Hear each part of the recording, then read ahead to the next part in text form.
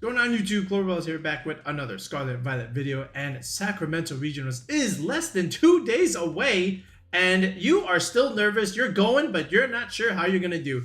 And the part of that reason is your prep, and you're trying to figure out just what kind of matchups and teams that you're trying to get ready for. And what we're gonna do today is hopefully give you a little bit of a sigh of relief, as we'll run down through some of the teams that we think that you're gonna run into, and hopefully this will give you a better sense of how to prepare against those squads. Now, granted, of course, I don't have your team. I don't know what kind of tools you're gonna have, but at least we can explain how some of these squads work and just offer some advice on how to really play against these matchups a little bit. So this way, some insight is better than no insight, and any kind of information is useful information. Okay, so without further ado, let's go ahead and run through some of these squads.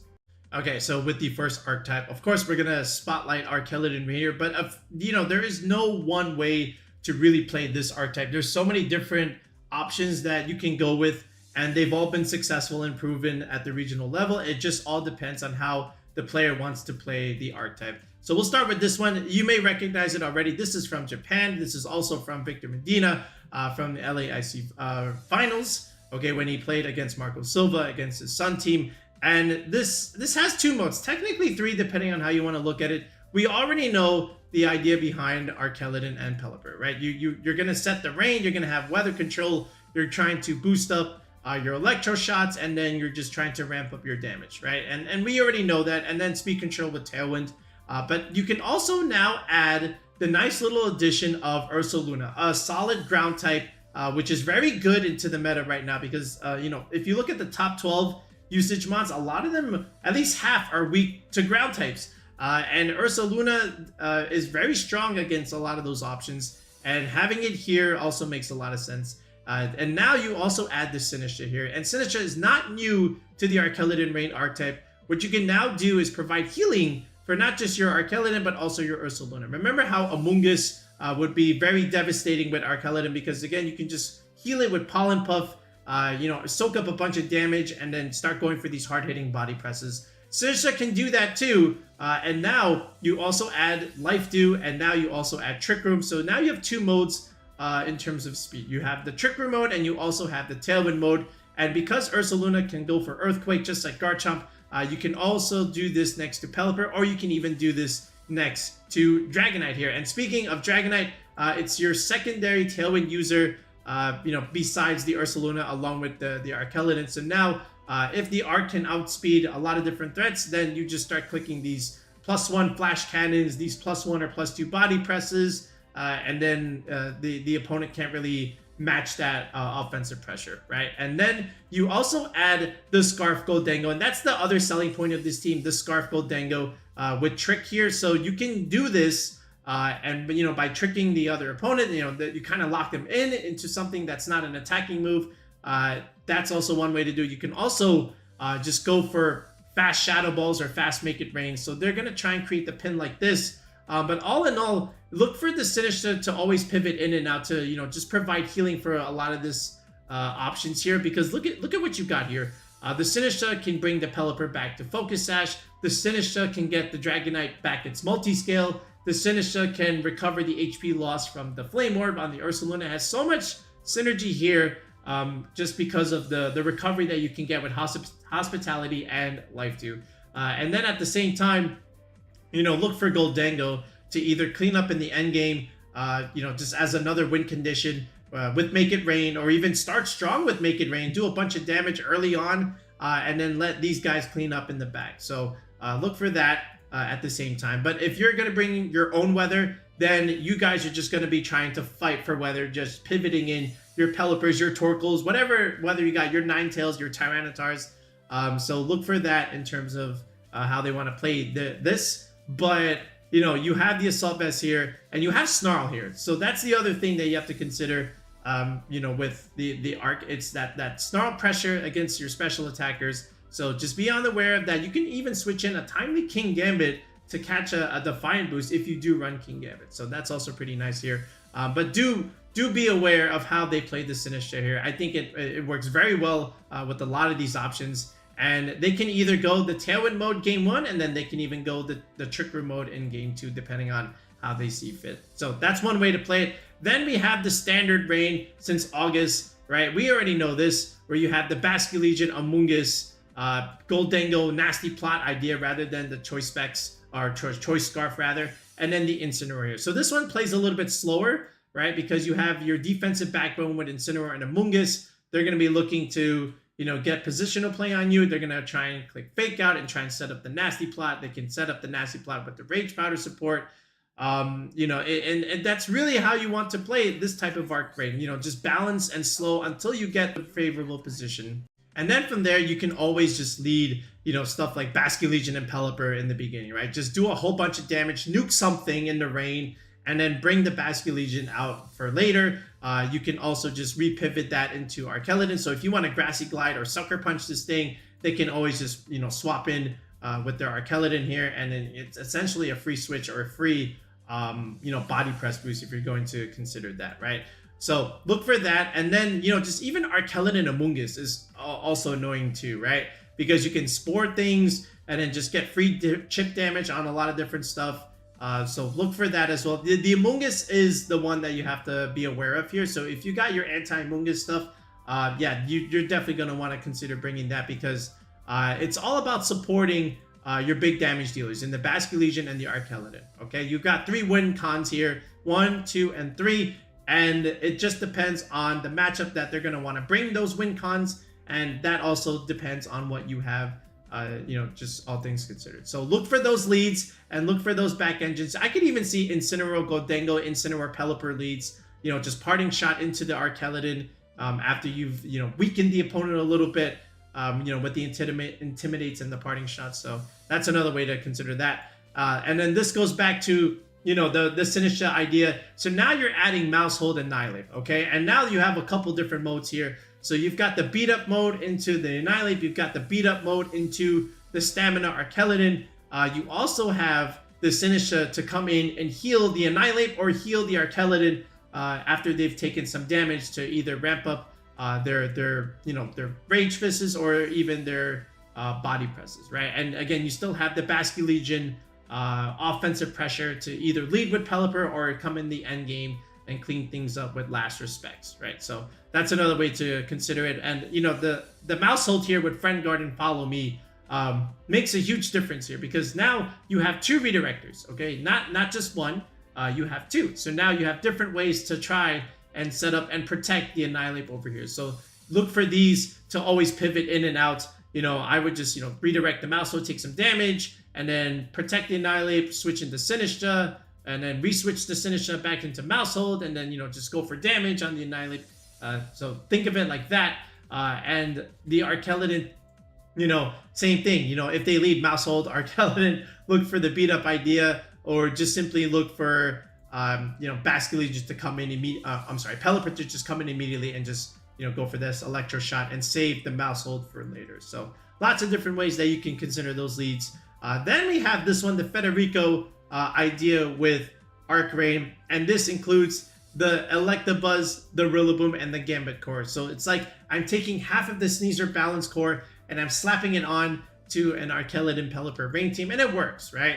So, Buzz is pretty cool here because, one, it has a pretty fast speed tier, 105, and that's important because that outspeeds stuff like Charizard and even stuff like Delphox, right? So that's important. You have Electro Web speed control, so that's going to be cool into the potential Tailwind Mirror matchup. And then at the same time, you've got Rillaboom here, just exerting a ton of pressure here as a grass type. There's no Amoonguss or Sinistra on this type of team, so that's one thing. But you add the Gambit now, and it's a Swords Dance Gambit, so look for these Sucker Punch plays, look for these Kowtow Cleaves. But again, you have the strong rain mode with Basculegion, Pelipper, Archaludon, and then you have the strong balance core with Rillaboom, Buzz, Electabuzz, Gambit as another lead. They can just do that and start setting up Swords Dances and start dealing chip damage against you, and then potentially even bring in the Rillaboom, click Fake Out, and more damage comes out from the Gambit. So look for the opponent to play it like this if they so choose. But again, the Basculegion will be just coming in, clicking flip turns, right? And, just dealing a whole bunch of damage and just always pivoting in and out until you just don't have anything left because it's pivoting so much and just dealing so much damage with the band here. But all in all, that's how these people want to play these Arc Rain teams. They're gonna fight for weather. That's one thing, and they're gonna fight for healing, with their Sinistcha to make sure their Archaludons and their Annihilates and their Ursaluna stay healthy. Same with their Goldengo. If that's their win con, then they're gonna play to that way. Maybe even just redirect and set up a nasty plot, or just save it in the end by just going for these fast Shadow Balls, these fast Make It Rains. And the same thing with the Baxcalibur. You just start strong with the Pelipper or end as a late game cleaner in the back end. So that's really what you're going to be looking for in terms of this. So you want to fight for weather, okay, and look to try and get rid of the Redirector. You can't get to the Ape and the Archaludon if you don't get rid of the Sinistcha and the Mousehold, right? So so that's what I would do. Get rid of the support, and then you can get straight to the bulk of the offense from this team. All right, next we have the Sun team here that, of course, Marco used to win LAIC. So look for a lot of people to try and bring this, but also look for people to not only bring the same 6, but maybe vary up the sets and the Terra types a little bit. I can totally see that depending on how they've been testing the team since LAIC. So look for a couple different Terra options, but overall, I think the same 6 should stay. But a couple things you want to consider here is look for how they played the jump bluff, okay? Look, there's no attack here. It's just Sleep Powder, Sunny Day, Tailwind, Rage Powder. So respect the Sleep Powder stuff and respect also the Sunny Day coming out. So they don't always have to bring the Torkoal immediately. They can always just use Manual Sun with the jump bluff and then, take advantage of Chlorophyll and start putting everything to sleep. So look for that. The Zard is going to be one of their early game damage dealers. It can also be their late game win con. So pay attention to this. Same thing with the Ursaluna over here yet again. And the Torkoal, because it's an eject pack set and probably a bulkier set, look for this Torkoal to always come in and out, especially if you have your own weather, to just always try and pivot in and set the weather for not only just Ursaluna, but also for Zard here. And for the P2, also look, you got double, speed control here with both Tailwind and Trick Room. So you might even see some of these Ursalunas play a little bit faster, just like the previous team. Look for them to have enough speed to outspeed a Sneasler. And if you're wondering what that is, it's about 204 investment over here. Some might even go to 212. So look for them to do this and just go for these fast Earthquakes and outspeed the Sneasler under the Tailwind support. But this is still slow enough where you can still do something and outspeed a lot of other threats under the Trick Room idea. But again, look for how they play the jump up. Look for the Torkoal also to just simply nuke you with Overheat and pivot out and bring in something like Incin. It's really there just to give Zard the Sun and help it deal a bunch of damage, and then just come in the back end later on and do what it needs to do. But all in all, look for that early Overheat, nuke something, go into something like Incin or even P2, and then the Torkoal / the Ursaluna might be the end game play route if you want to go the Trick Room idea that way. So look for them to do that. You can even just do classic Instant P2 with Torkoal and Ursaluna in the back. That's been the classic lead since Sword and Shield, for example. So you can even though Ursaluna wasn't in Sword and Shield, but that's another way that they can play. They can go the slow mode and just leave the Zard and the jump bluff home. So look for that. And even then, you could even do instant jump bluff with Zard or / Torkoal in the back. Look for that too. So just different flexible leads that you can do. But again, it's just like how you play the Pelipper Rain teams. Look for the weather setter to come in and out, and then the jump bluff again will try and make sure your threats are neutered with Sleep Powder. And the general rule here, I like to say, with jump bluff is it's kind of like a get out of jail button, where you just need to sleep something. But if they don't need to sleep you and if they can just kill you, then they would just do that, right? So, just understand how they want to play the jump bluff here. But all in all, I think just having the flexibility of the fast and the slow mode here is how people are going to try and utilize this type of squad. All right, then you have these type of teams where it's your classic Sneasler Balance idea, where you have coaching into a Dragon type. Usually this is something like Dragonite or a Dragapult or a Baxcalibur, for example. But Dragonite is the more popular of those options. And, Scale Shot with Terra Steel or Terra Fairy is going to be expected. So it's going to hit hard and they're going to get a speed boost. and the Dragonite could just potentially sweep you right then and there. The stronger it gets, after these coaching boosts. And then multi-skill, of course, is very good because you can take one big attack and not have to, die. So that's the one thing that is really good with multi-skill. But the trade-off is the Intimidate, right? And that's also why Incineroar has risen up in usage a little bit because, Sneasler, Dragonite, and the Rillaboom, all three of these options are weak to Intimidate, which hence the reason why Incin went from 25% usage up to like 30+%. And this is where Gambit is going to have good variance here, just to try and snatch some of those Defiant boosts off of those Incineroar Intimidates. And then, of course, the Electabuzz here. The fact, again, like we said, that can outspeed the Zard, whether it has Electro Web or if it doesn't, is important. You can just nuke it, force a Terra, force a switch, and then Rillaboom and Volcarona. And here, they're gonna try and play for the Volcarona endgame, right? It's a win con. You could do Fake Out, Quiver Dance. You could even lead this, right? And just go for Fake Out, Quiver Dance, or even Electabuzz, Volcarona, redirect, set up Quiver Dance, and just deal a ton of early game damage, and then let the Sneasler and the Dragonite clean up in the back, right? That's another way to, kind of play it. If you have the Indeedee on your team, they're probably going to bring the Rillaboom to try and win the terrain battle, and you should do the same.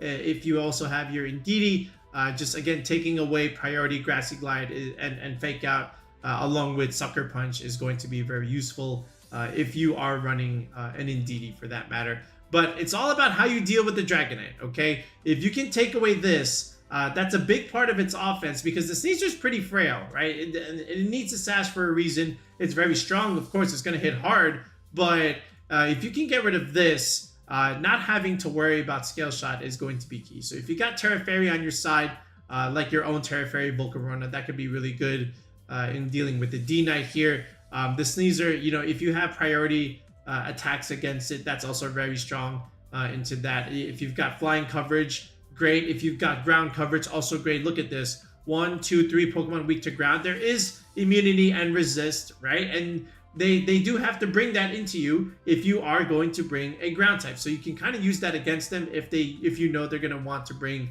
the Rillaboom / D-Knight into you. And then, of course, the Volcarona, like we said, can be an interesting win con. This is like secretly their fairy type because, again, Terra Fairy, Quiver Dance, Terra Blast is going to be so strong. This really puts pressure on a lot of the dragons that are running around, as well as some of the dark types too. But this is how you're going to want to play it. So look for some early setup ideas with the Gambit and Volcarona, and look for cleanup with Sneasler and Dragonite, or the vice versa, where you can start with these guys and start coaching either the Gambit or the Rillaboom or even the D-Knight, and look for the Volcarona endgame, all things considered.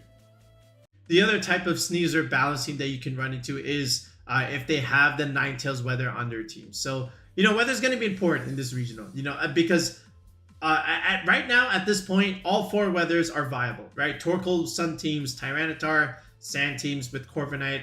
The Ninetales has good variance there. And then, of course, the Pelipper, Archaludon, and Rain team. So if you have your Ninetales Weather, you can always switch in and take away theirs and then set up the Auroraville. That's going to be great because, usually they'll run something like Goldengo or the Gambit here. And Nasty Plot, Swords Dance with Fake Out, Pressure, Screens, and Redirection is kind of free. And to be honest, it's pretty easy to set up this Goldengo because you have so many ways to do it.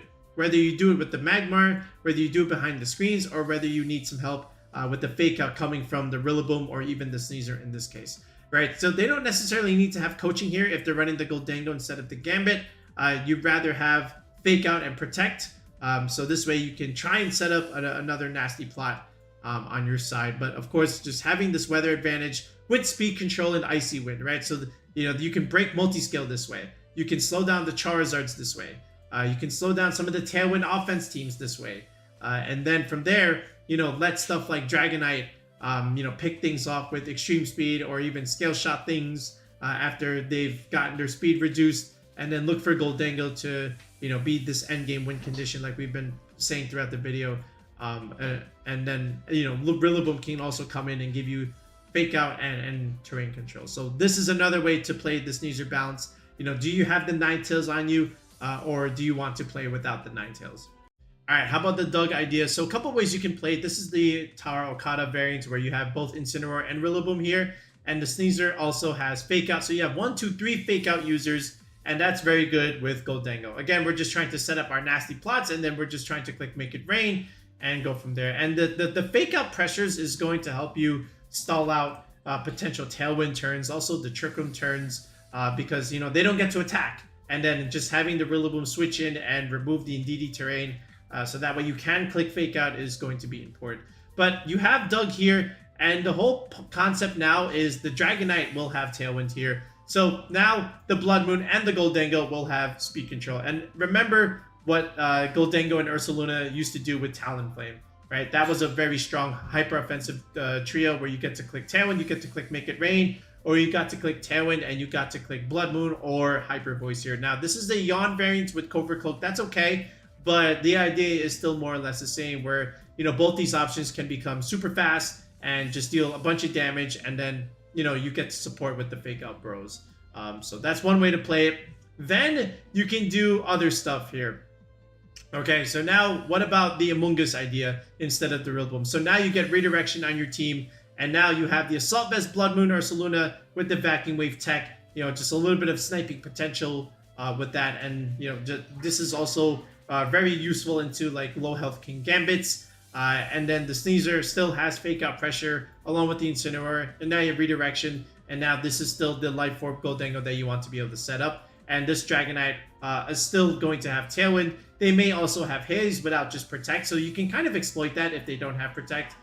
So do with that with what you will. But the secret here is how do you manage you know, the Goldengo support options. Okay, it's going to be a little bit tricky to get through if they have, you know, Incin and Among Us, but if you're able to get around that, then the Goldengo is just not too much of a problem. But it's also how you handle the Dragonite Tailwind, right? So these two can easily lead together, and, you know, Tailwind plus a ton of damage is going to be good. And then Incineroar just providing physical damage reduction combined with the Assault Vest here.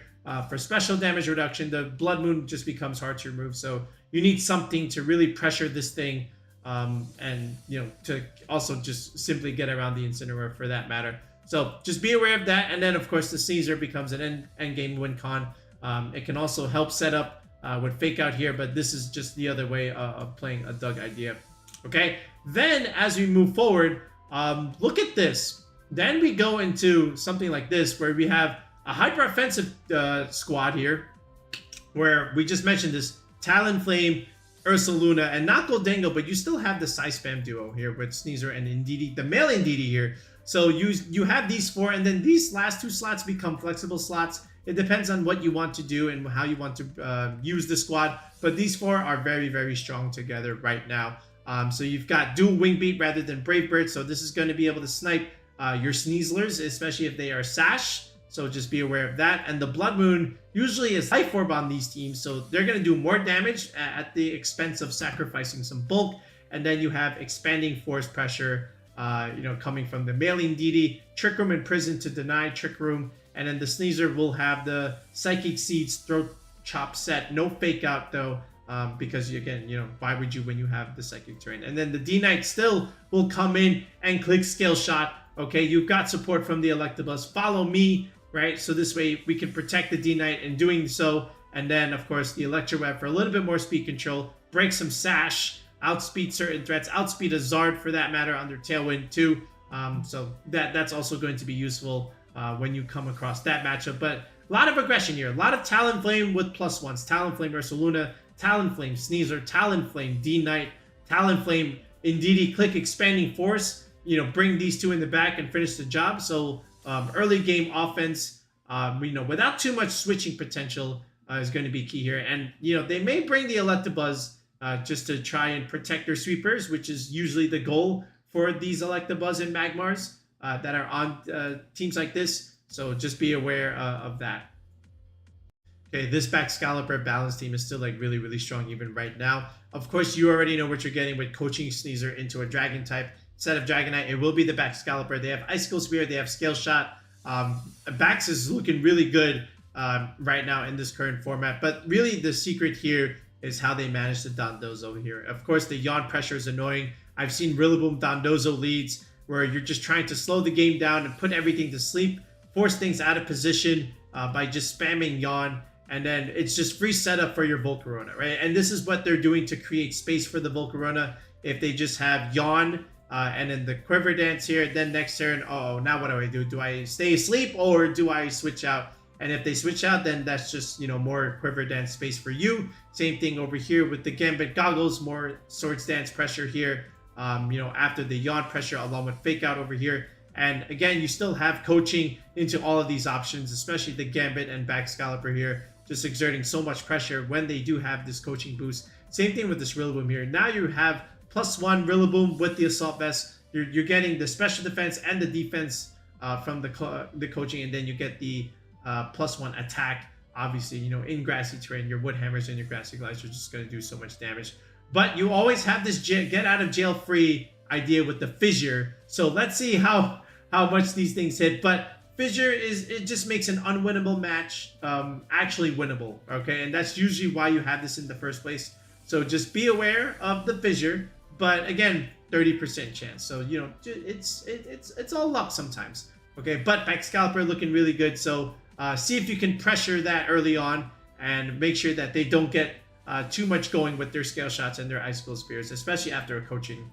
Okay, this matchup, the P2 balance idea. Usually it's always like 5 of these Mons, you know, with the Insun, the P2, and then after that, it's the Ursaluna with something like Amoonguss or Goldengo here. And this last slot is always something like a Tyranitar. I've seen Dragonite here. I've seen Flamigo here. And this is the more common one right now with the Flamigo. Scrappy is just so good. You don't care about Intimidate.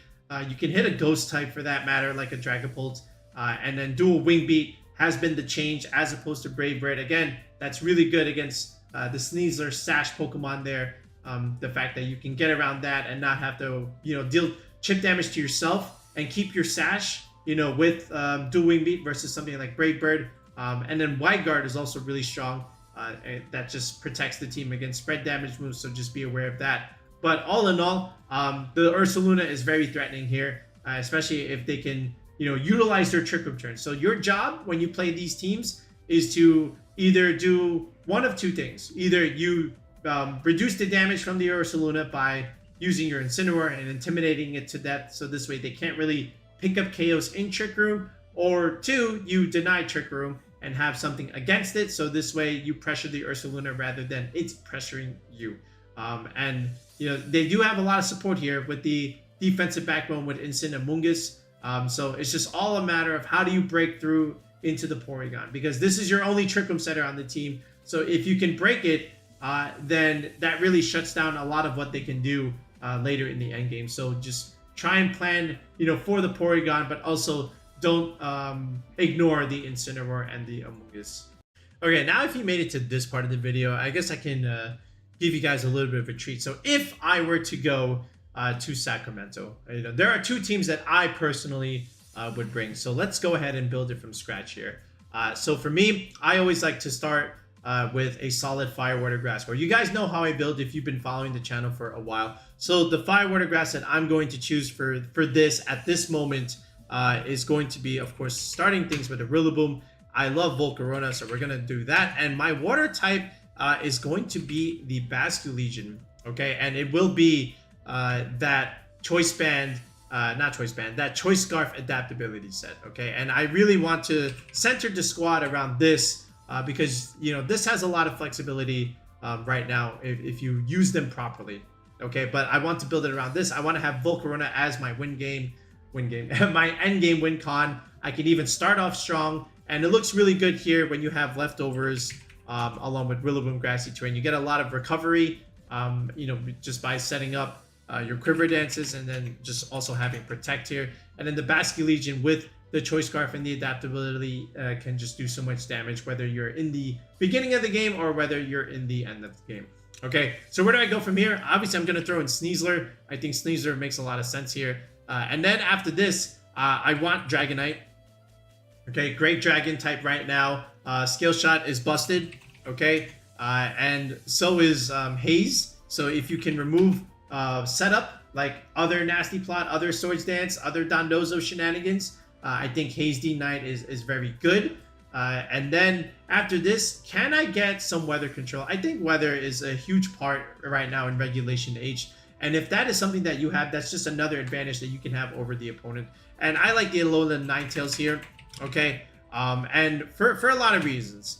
Where are you? Okay, there you are. So I can make this entire team bulky behind screens, you know, with the Aurora Bill. So now if you look at this, I've got Fake Out Pressure from the Rillaboom. I also have Fake Out Pressure, you know, coming from a Sneasler if I decide to go that direction.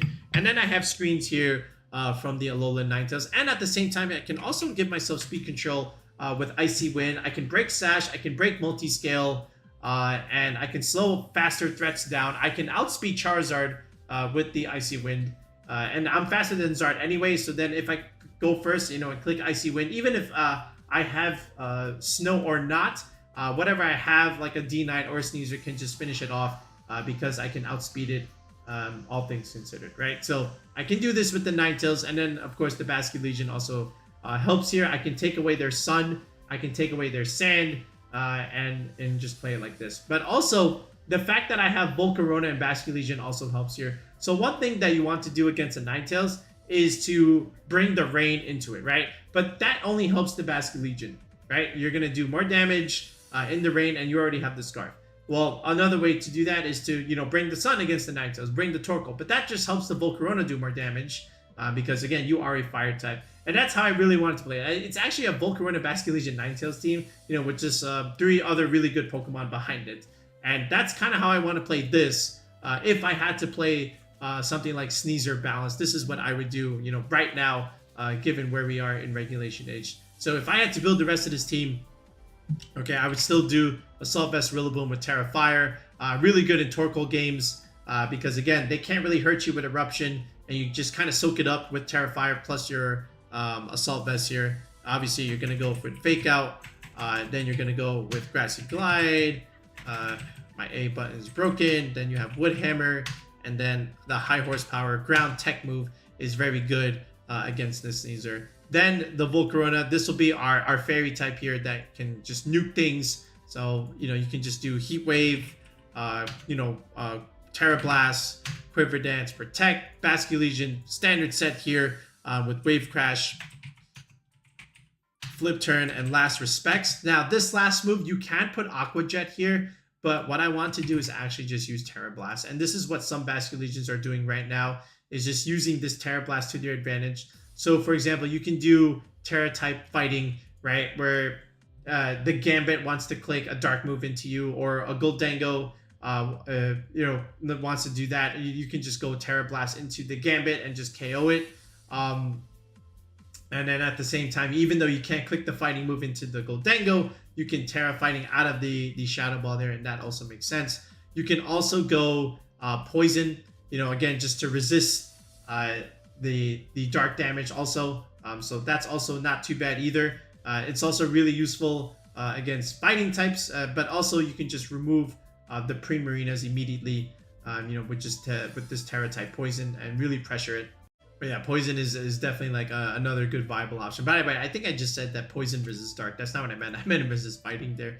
But Sneasler here, I also like, but also in a sense, you can also do Terra Fairy, right? This is also pretty good against Dark types too. If you want to go Terra Fairy, Terra Blast, and have 2 Fairy types, essentially, you can definitely do that. But I also like just Poison. I think it's pretty good. All right, the Sneasler here. So, you know, we will have Unburden here, but I want to take a little page out of a couple players' book here and go a little bit different direction. You can easily put the Sash here, but I'm gonna mix it up a little bit. I'm gonna go Terra Dark here, okay? And I'm gonna go Grassy Seed Sneasler for the Unburden boost, and then also just go with Dire Claw, Close Combat, Throat Chop, and Protect. Okay, so this way, when I do have to go against the Psychic types, I can always go Terra Dark, Throat Chop, and outspeed them, you know, potentially even, you know, with my Grassy Seeds. I don't need the Psychic Seeds here, but I think this direction also makes sense. I don't have Fake Out here, but that's okay. I do have it on the Rillaboom, and I have screens on the Ninetales, so that'll definitely help me. And you don't necessarily need coaching here because there's no Gambit, so you're really only coaching, you know, the Rillaboom, the Dragonite, and the Basculegion. Actually, those are quite a few good coaching types, but I'm opting to not have to do that here, and just rely on everything else that I have here. But I do have loaded dice on the D-Knight. I like this. I will go Terra Fairy here, so this way I can sit in front of the mirror and not have to worry about another scale shot. Tree Speed for sniping things, and then I can just also quick Protect here. And then the Ninetales, again, the Aurora Veil just makes things super bulky. You can have Blizzard here, just to spam it, and then you can have Encore, very useful, especially against other fake out Pokemon.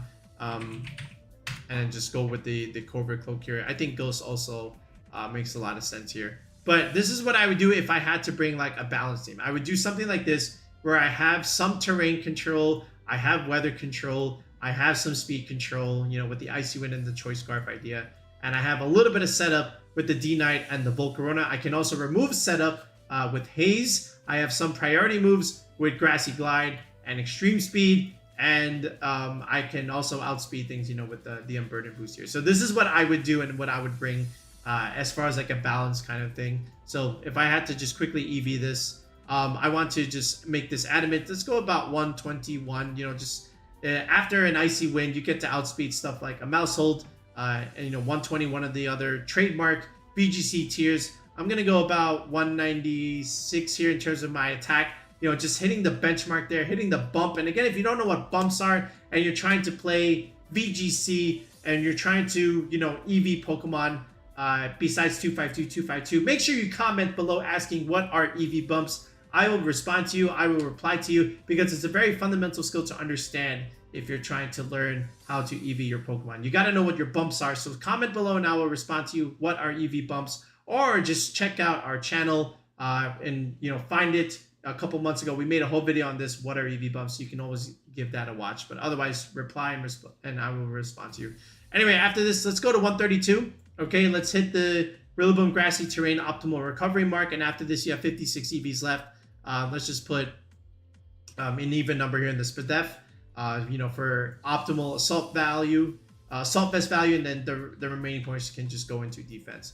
Volcarona here. So I'm going to make this a little bit more bulkier and a little bit more slower, but that's because I have screens. So that's the only reason why I'm doing that. I'm going to go modest 36 still.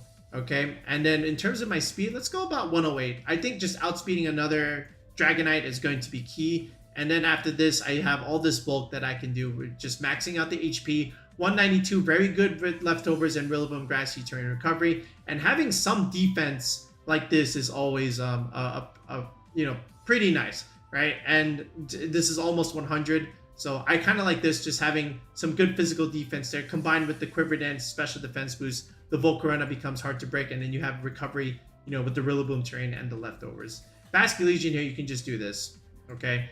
You can just go Jolly here, outspeed Dragapult, you know, with this Choice Scarf and not have to worry about that, and then, you know, just nuke things with the adaptability. Same thing here with the Sneasler. I do like Jolly. You can just do this. Right, you can also technically go Adamant, you know, just because you have the Unburdened boost, but I do like Jolly, you know, against other Sneaslers. Same thing with the D-Knight here.